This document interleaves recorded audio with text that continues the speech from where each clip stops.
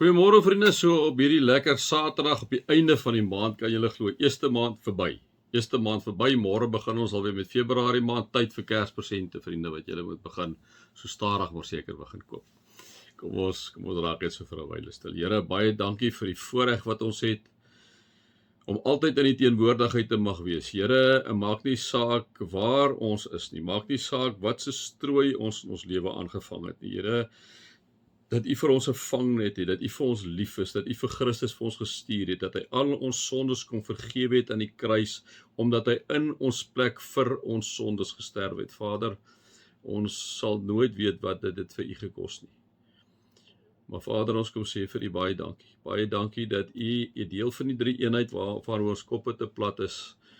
Here, U is so groot, vir U maklik om 3 in 1 te wees. Here, U in Christus vir ons kom sterf het aan die kruis.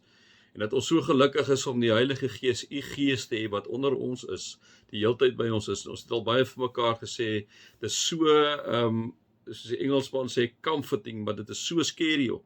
So ongelooflik scary.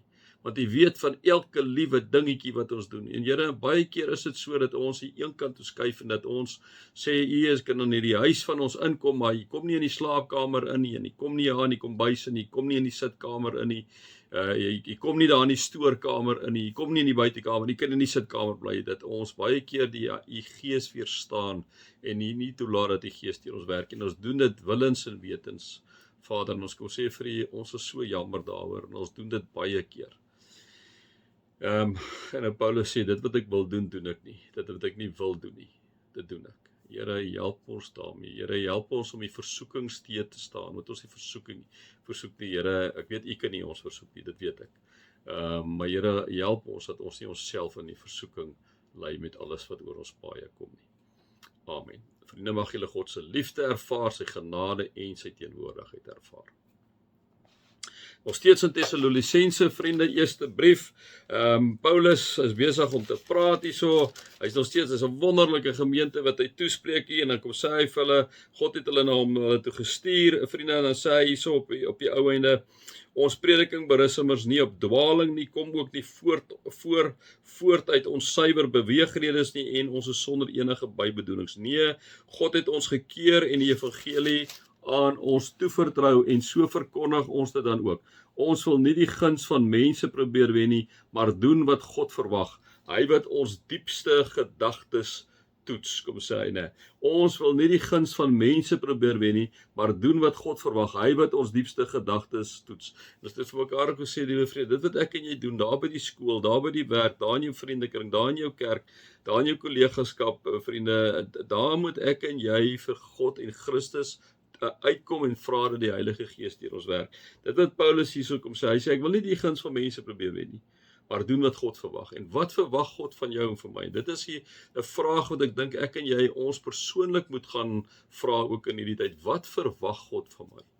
Wat verwag God van my daar in my vriendekring?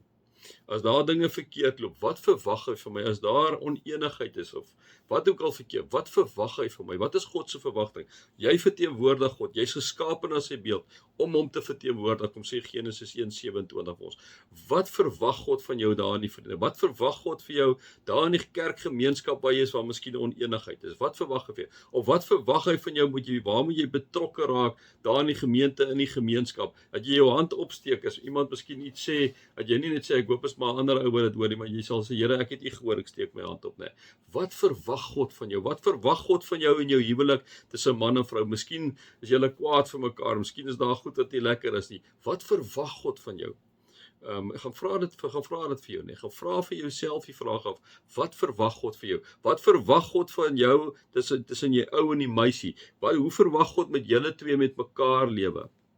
Hoe verwag God vir jou in jou huwelik? Hoe moet jy daar lewe? Sommige gou vinnig ou en meisie in die tyd waar ons bly almal saam. Ek sê maar vir julle vriende, ek dink nie dis reg nie. Ek dink nie dis reg nie.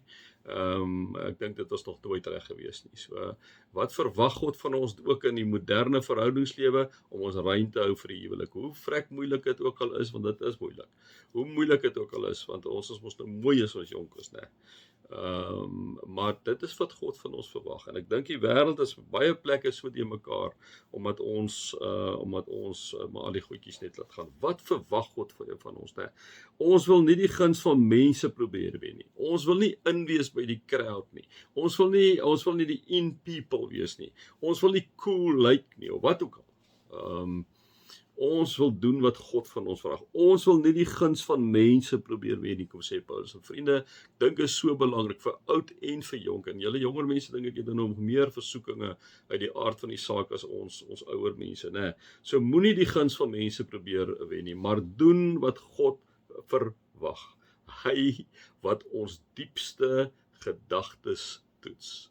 Hy weet wat ons net gesê het in die gebed ook. Hy weet ons diepste gedagtes toets. Ons wil nie die guns van mense probeer wen nie, maar doen wat God verwag. Hy weet ons diepste gedagtes toets. Vriende, miskien moet jy hierdie versie opplak vir jou. Miskien moet jy hierdie versie opplak vir jou. In hierdie jaar sal jy vat. Ons wil nie hierdie jaar 2026 die guns van mense probeer wen nie. Dit is nie hoekom ons hier is nie. Ons identiteit is in Christus. Ons identiteit is dat ons geskape is na God se beeld om hom te verteenwoordig. Hom te verteenwoordig. Dit is jou en my identiteit, vriende. God se kinders. Ons is hier geplaas, geroep, gestuur deur hom om 'n verskil te maak. Kom ons sê dit, liewe vriende, ons wil nie die guns van mense probeer wen nie, maar doen wat God verwag. Hy wat ons diepste gedagtes toets. Wat verwag God van jou? Jy wil nie die guns van mense wen, so jy wil nie populêr by die werk wees nie. Jy wil maar 'n paar reguitstrepe trek, want dis wat God van jou verwag.